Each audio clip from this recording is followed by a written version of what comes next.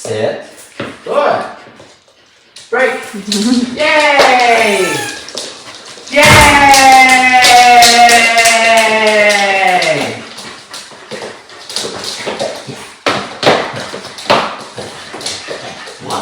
Okay, so one of the things we need to do with her that I think was missed in previous training, Sparky,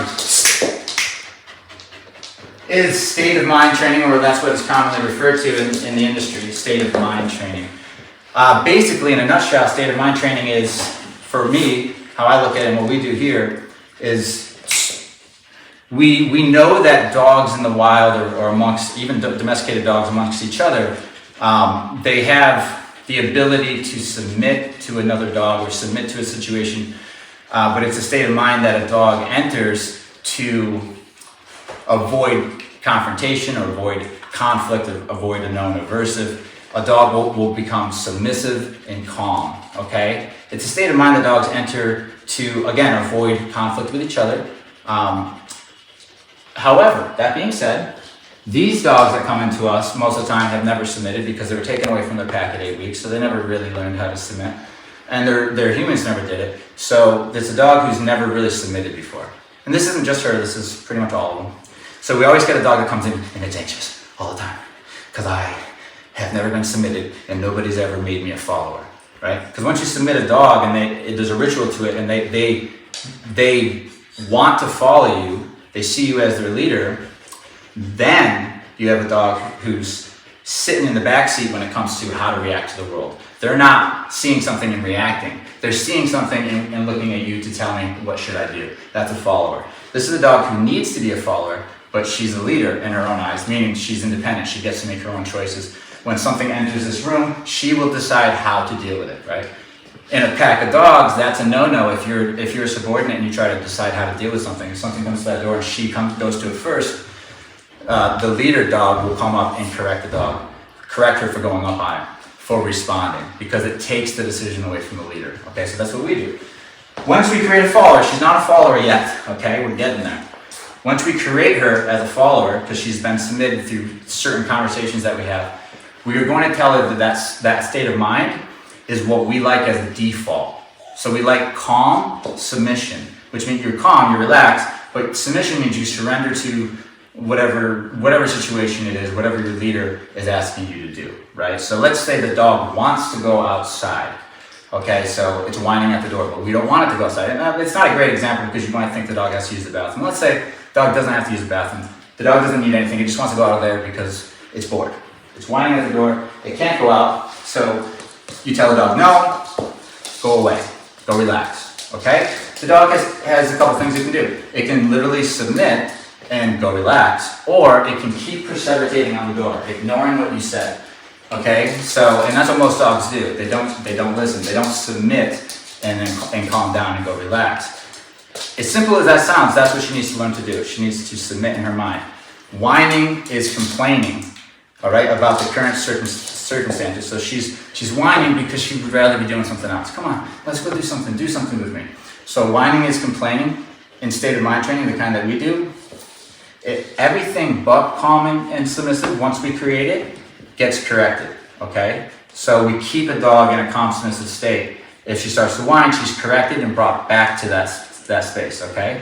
This creates a dog who's way easier to handle. They listen to you. They're compliant to you, okay? But where it can go wrong is if we don't do state of mind training and we're just correcting our dog to do known commands, we'll still get a dog that will comply, but they'll complain. Or they'll be fidgety, or they'll be nervous, or they'll be overexcited because we never taught them what energy needs to be carried with these behaviors. What's the associated level of energy that they need to carry when they're in heel, when they're on place, when they're in a sit, when they're in a down. Okay, and then what are the boo-boos, like what not to do's, right, when I'm in down. Letting the dog explore all the errors that they can make within their commands is another thing I don't think is done in a lot of places. We're telling the dog to sit, and we're correcting them for getting up, but we're not allowing them to try all of the things that are on their mind first, right? We're just kind of bring them in a room and telling them to sit, and if they don't sit, they get corrected. Same with all the commands. What we're going to do here on top of state of mind training is we're going to allow her to explore all of her options so that she stops whining as well. So if she's in a stay right here and she's whining, I'm going to try to push out of her a mistake in that stay. If I have her in a sit stay, I'll try to maybe use a ball or knock on the door or have another dog come in the room. So she'll make the arrow of leaving her command early and I'll correct. This is called proofing. But what this does is this gets a dog to make all the mistakes so that they're off their mind. I want to go up to that dog, let her. Correction, back to the sit. She wants to go over there, let her. Correction, back to the sit. In the end, you get a dog who's tried all those things so they're not stressing about it anymore. They're in a state of calmness. And if you've ever seen her in a state of calmness, it's because there's nothing in the environment there's nothing new. It's just you and the four walls that she grew up in. As soon as something interesting is in the environment, we see her state change. The name of the game is making it so her state doesn't change. Or should I say, as soon as her state changes, she starts to elevate and start to go towards a thing, we disagree, she submits and calms down. This is not what's happening right now. People are disagreeing with her, but she's not submitting, meaning giving in and just letting it go, and she's not relaxing. Okay? Post-correction. From my understanding, she gets a correction and it elevates her. Okay? If she gets a firm correction, she gets whining and unsettled. We need post-correction here, even a firm correction, to be calm down and relax. Okay? That's what's missing for her. Other than her attitude adjustment and the way she views her relationship with her humans, this is a dog who definitely thinks she's equal to her humans, and that'll have some backlash in our control of a dog. If we allow a dog to believe, if we send the messages to a dog that they're equal to us or above us, we're going to have less control over them. So that's all it is. If we have the type of relationship where the dog knows that they're behind us in this hierarchy and that we're calling the shots, and if they try to step on our toes, we're going to correct them, then the dog is a follower. Now there's less room for error because the dog listens to you more naturally, right? They believe you, they don't test you as much. But if you live a lifestyle with your dog or whatever, maybe you have the temperament where you're sending the messages to the dog that they're above you or equal to you, that's where a dog thinks that they get to decide whether or not they listen to you. They don't believe it's non-negotiable, and also they believe that they have the ability to respond to the environment. They have they're entitled to respond to the environment. Every dog does this, but they're usually corrected, so they stop responding to the stuff, because simply by responding first, you're taking that opportunity from another dog. Right? So if I'm a pack member with her and if someone comes to the door and I don't want noise to be made, but she makes noise and she runs up to it, she decided how to deal with it. I correct her for doing that, she stops doing that. Okay? That's not what modern dog owners do because we think it's cute that they rush our guests. So it is cute, but it tells the dog that they can make decisions about how to deal with things that come and go in our environment. And once they believe that, they believe they're above you. If you set some type of boundaries, they might see themselves as equal, but they don't see themselves as below you. They don't see you as the leader. And so therefore, they're going to respond to stuff. Once I get her as a follower and she understands my criteria is that I want you quiet, I don't want barks or whines ever, I don't like it. And I don't want you thinking that you're entitled to be involved in everything that comes to the door, or even out in the outside world. Everything's mine first, unless I offer you. If I offer you, it's different. I would say, go over and say hi. Then you can, of course, that's fine. But as soon as I say, let's go, we gotta go. So the point is, the dog thinks in your little pack, they're high enough up there where they can decide how to respond. Okay, we need to change that. We need to send messages that tell her, we don't like when you respond to things in the environment. We like when you're calm and submissive, unless we told you otherwise. Currently, she's never calm and submissive. So and that doesn't mean our dog can't be excited, and it doesn't mean it can't play. And it doesn't mean we can't have fun with it. It just means that stuff is waited until we offer it. Another thing with a dog if we're adjusting their attitude, and don't let her fool you, she's sweet, but she's manipulative, okay? Which equals attitude in my book, right? So instead of biting you, she'll butter you up and be sweet to you to get off the hook, okay? We need to send messages to her to let her know that we don't like, it's not equal, we're above you. So if we say do, and if we say stop, stop. And if you don't, here's the aversive that's tied to that. Of course, there's that, but there's also our relationship. There's just our relationship. If she comes up to me and I'm sitting there, there's an example of how I will treat her to establish a certain relationship, and another dog will treat her, like my dog Riggins, versus a softer human, modern day human who has a dog. This is the example. We're sitting in our living room. The dog, while I'm trying to form a relationship in which I have control over them, we have to sacrifice some comforts, right? So the dog comes up to me, just starts pacing the house, just starts getting up and pacing in this quiet afternoon while I'm sitting down, and then it comes up to me and starts nudging on me. My dog Riggins, another dog, or myself, is going to correct that and tell the dog to go away. Because that dog is trying to initiate something. And that's reserved. She's allowed to do that, she's higher up. That's another message that we're sending her, right? So it's the same thing as like letting the dog sleep on your bed with you. It can send a message. Doesn't mean you can't break all the rules. If you're a really good leader and you know how to do this stuff, you can break all the rules. But if you don't have a good rap on this stuff, breaking the rules is going to cause some problems, right? So her believing that she's equal to us or above us is one of the big problems, and it doesn't have anything to do with commands. And also, it leaves a dog anxious because not only is it awesome to react to things, it's great to have that responsibility, but it's a heavy burden. Now she has to worry about how to respond to everything. You know what I mean? Also, on the brattier side, which she is, she just feels entitled to do stuff. So if she's sitting here and she's bored, she's just going to whine at you. It's kind of like tugging on your sleeve to say, entertain me. If that's not corrected, she sees you as somebody she can tug on their sleeve, which is not somebody she takes seriously in situations where you need it. So you gotta sacrifice. Do you want comfort or do you want control? That's the sacrifice. You really want to boil it down? Because the comfort is the soft stuff. Oh, I love when she does that. I love all this, right? That feels good for me. That feels good for her. That's comfortable. That's what we love. That's what we get a dog for. If you want control, you gotta sacrifice some of that. But you will get it back. You'll get it back once the relationships change and you have the dynamics different. She's below you have a follower, then you can start allowing more of that soft stuff because she takes you seriously when you go to shut it down. Basically, if I can stop anything, I can let her do it, but we can't do that while we're first forming the relationship because we're going to send her mixed messages, she's going to be confused. So I'm in the mind that I'm going to show her that I am concerned with hierarchy, just like another dog would who's concerned with hierarchy. I'm concerned with status, and you're part of the pack, and I expect certain behaviors from you, and I expect a certain disposition from you towards me.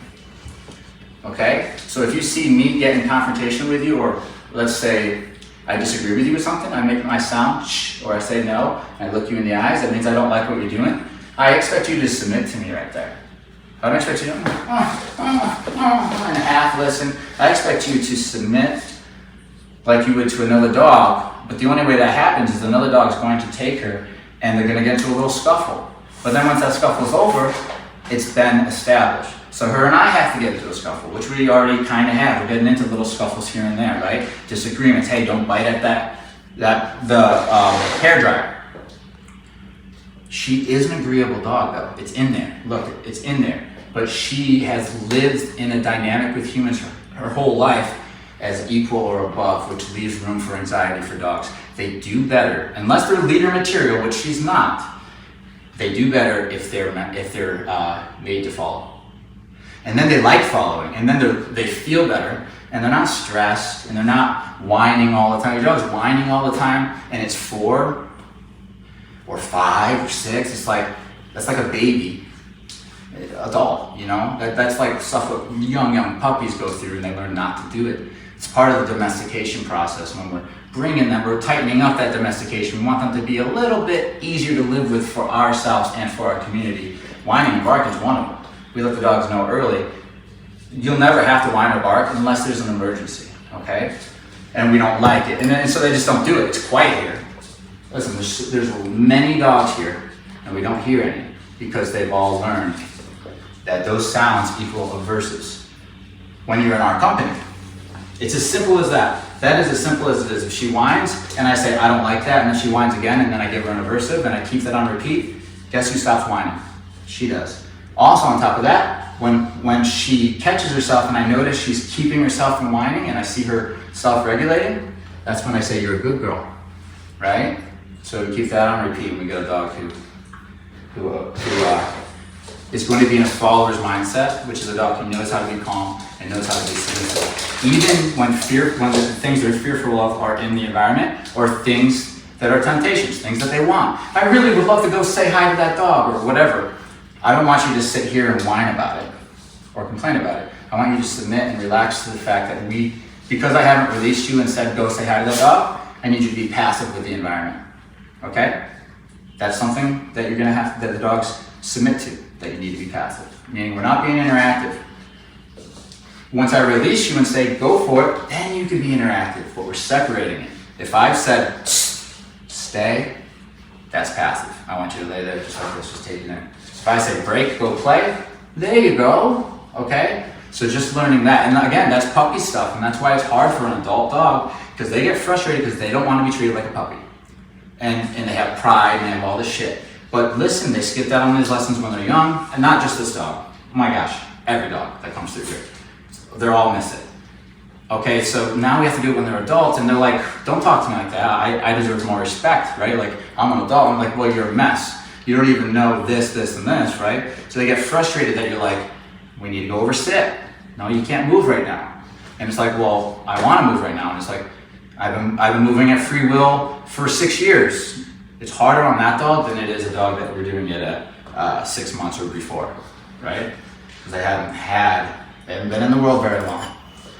Anyhow, this is my little spiel. I like to do it with every dog when they come in. My analysis is she's a happy-go-lucky dog, but my first analysis, when I first met her, I remember feeling she seems like a happy-go-lucky dog, but she's a little dominant, meaning she wants to keep her position, her stature, her status. She doesn't want to be, in our interaction, she would like to be equal, she's okay with that, but she does not want to be told that she's below me. And as soon as you start to send messages that way that say, I want this type of relationship where I am above you and I can kind of tell you what to do and what not to do, that's where you see the pushback with her. Okay? Jesse's singing. That's where you see the pushback with her. So, of course, I have to go after that because that's where the control lies. If I go after that and say, hey, I want this dynamic. I want you to treat a human this way. She's capable of it. She's been treating it to me. She's been here, what, 2 days? Okay. 2 days, and I'm feeling the change already, but it's going to be a process.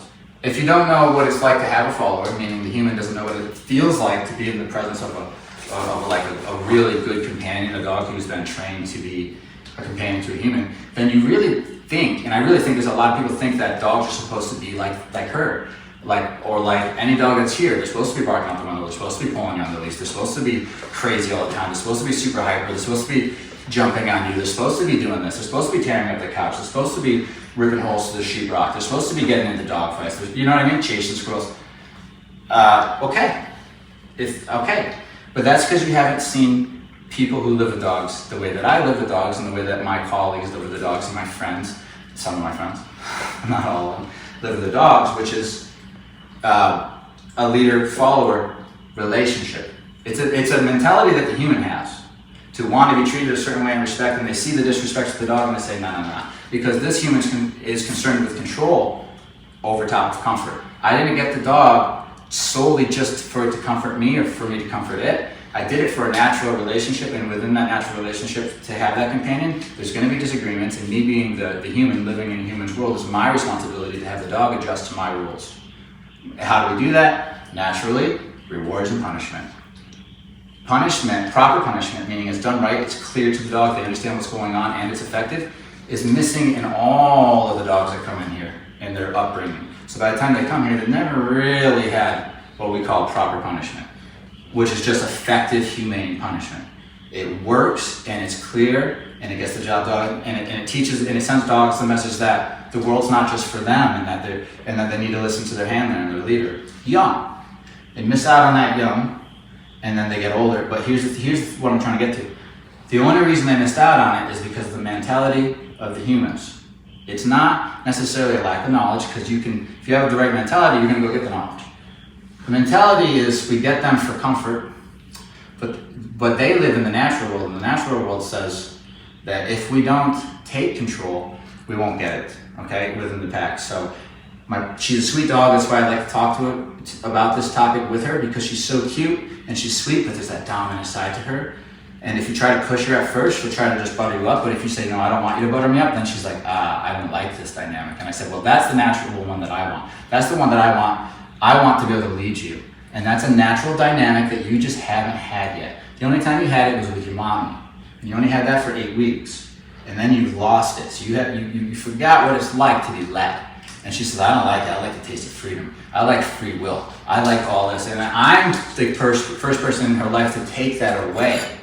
Right? To say that, well, if I don't like it, I'm going to tell you I don't like it. If you do it again, I'm going to correct you. You're right? That kind of thing. That's where we're going to see a dog fight to try to keep their position, their stature. This is natural. Dogs do it within their pack. And then once they lose a series of them, they submit and they accept that you're going to lead, and then life gets good for them, and we're off to the races. We can teach all the commands, we can do all that.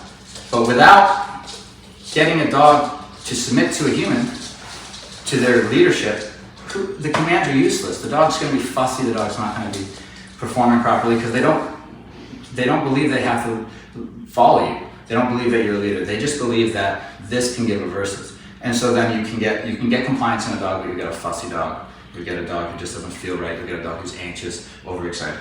Right? Go back to dog whispering stuff. Make sure the relationship's right. That's where it's all at. Make sure the dog understands, and make sure we understand what the do's and don'ts are in this relationship so that we create a balanced dog, okay? That's what we need to focus on. The commands come second to that, all right? That being said, we are gonna get back to this blow dryer. Break. Yeah, Nova. Good girl. Good girl. You just really hard.